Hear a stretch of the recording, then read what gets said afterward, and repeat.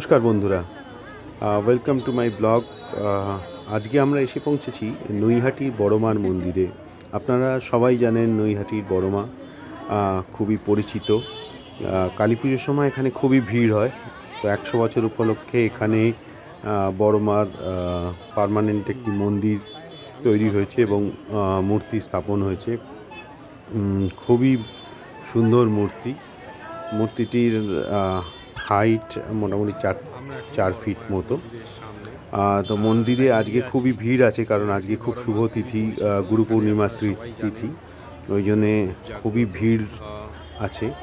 তো মোটামুটি প্রায় 1 ঘন্টা লাইন, 1-1.5 ঘন্টা আমাদের দেওয়া হয়ে গেছে।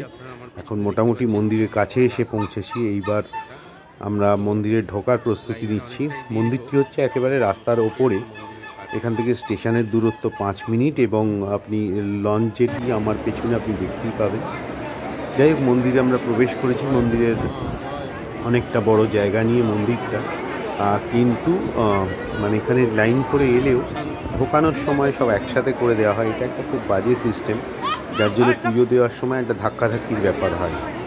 তো আমরা আস্তে আস্তে এগোচ্ছি, একবার করে দড়ি ছাড়ছে, আমরা একটু করে এগোচ্ছি। আমরা মায়ের সামনে দেখছেন সবাই পুজো দিতে প্রস্তুত, ডালা নিয়ে, আমরাও ডালা নিয়ে প্রস্তুত। এই হচ্ছে এক্সিট গেট, যেখান দিয়ে বের করে দেওয়া হবে পুজো হয়ে যাওয়ার পর। তো মায়ের মূর্তি আমরা দেখতে পাচ্ছি, কষ্টি পাথরের মূর্তি। এটি খুবই জাগ্রত বলে পরিচিত মা।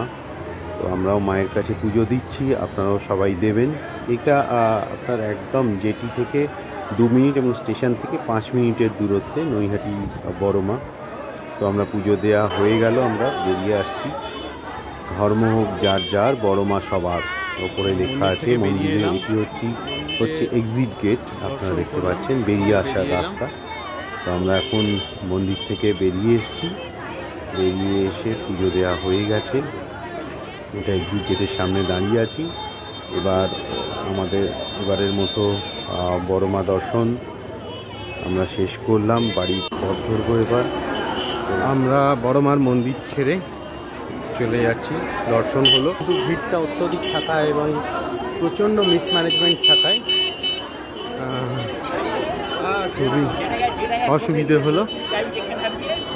ম্যানেজমেন্ট আরও ভালো করা উচিত, সবাই যাতে সুষ্ঠুভাবে দর্শন করতে পারে। যাই হোক, আপনাদের দেখানোর চেষ্টা করলাম বড় মায়ের মন্দির এবং ভেতরে মায়ের মৃন্ময়ী মূর্তি। সবাই ভালো থাকবেন, সুস্থ থাকবেন। এই যে আমরা এসেছিলাম, কপালে তিলক কেটেছে, আরেকজন কপালে তিলক কেটেছে মায়ের, বড় মা।